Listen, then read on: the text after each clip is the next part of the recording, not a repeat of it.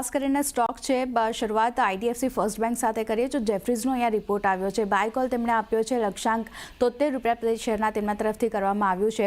તેમનું માનવું છે કે વોર્બર્ગ પિંક્સ અને ADIA PE પાસેથી ખાસ કરીને જે CCPS દ્વારા 7,500 કરોડ એકત્ર કરવાના સમાચાર અહીંયા આવતા દેખાઈ રહ્યા છે. એ એક પોઝિટિવ સમાચાર બેંક માટે રહેતા દેખાઈ શકે છે અને અનુમાન કરતાં વધુ ભંડોળ એકત્ર થવાથી ખાસ કરીને જે ટાયર 1 છે એને ખાસ કરીને ત્યાંથી બૂસ્ટ મળતું જોવા મળશે.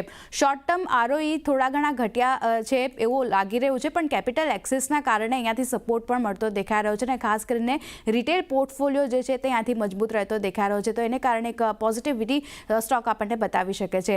બીજી બાજુ ITCની વાત કરી લઈએ તો અહીંયા મોર્ગન સ્ટેનલીનો રિપોર્ટ આવ્યો છે. ઓવરવેટ રેટિંગ તેમણે આપ્યો છે. લક્ષ્યાંક ₹500 પ્રતિ શેરના તેમના તરફથી કરવામાં આવ્યા છે. તેમનું માનવું છે કે જે 2 એક્વિઝિશનની જાહેરાત કરી છે કંપનીએ એ એક પોઝિટિવ ફેક્ટર દેખાઈ રહ્યું છે અને ખાસ કરીને નોન સિગરેટ પોર્ટફોલિયો જે છે તેને અહીંયાથી પ્રોત્સાહન મળતું જોવા મળશે. જે ખાસ કરીને સ્ટ્રેસ્ટા નેચરલ બાયો પ્રોડક્ટ છે એમાં 100% હિસ્સો 470 કરોડમાં ખરીદવામાં આવશે અને બીજું એક્વિઝિશન જે છે તે મધર સ્પર્શમાં તેમણે કર્યું છે. 8,100 કરોડ રૂપિયામાં લગભગ 73.5% હિસ્સાનું અહીંયાથી તેમણે એક્વિઝિશન કર્યું છે મધર સ્પર્શમાં અને ઓલરેડી Q1 FY27 સુધી ખાસ કરીને મધર સ્પર્શની વાત કરી લે તો 2 તબક્કામાં એક્વિઝિશન અહીંયાથી પૂરું કરવાની યોજના કંપની રાખી રહી છે. ઓલરેડી મધર સ્પર્શમાં કંપનીનો પહેલેથી 26.5% ભાગ રહેતો દેખાયો છે અને વધુ હિસ્સાનું એક્વિઝિશન જે છે તે અહીંયાથી કરવાની જાહેરાત કરી છે. એને કારણે ITC પર ફોકસ રાખવાનું રહેશે.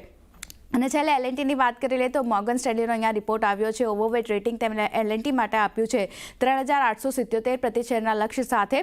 તેમનું માનવું છે FY25 થી 28 સુધીમાં કોર અર્નિંગ્સ જે છે તે 20% કેગર આપણને રહેતું જોવા મળી શકે છે. એટલે અર્નિંગ્સ ખાસ કરીને સુધરતું જોવા મળી શકે છે.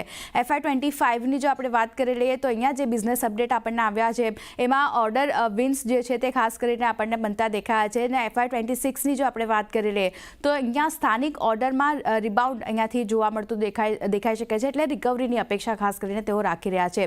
મિડલ ઇસ્ટ પાઇપલાઇનની વાત કરી લે તે મજબૂત છે. લગભગ $80 મિલિયન પર આ પાઇપલાઇન જે છે તે આપણને રહેતી દેખાઈ રહી છે. એટલે પાઇપલાઇન મિડલ ઇસ્ટ તરફથી પણ મજબૂત આવતી દેખાઈ રહી છે. તો L&T માટે પણ એક પોઝિટિવ રિપોર્ટ છે. અહીંયા પણ એક ધ્યાન રાખવાનું રહેશે. તો આ બધા કાઉન્ટર જેના પર પોઝિટિવ બ્રોકરેજ રિપોર્ટ આવ્યા છે બધા પર નજર રહેશે.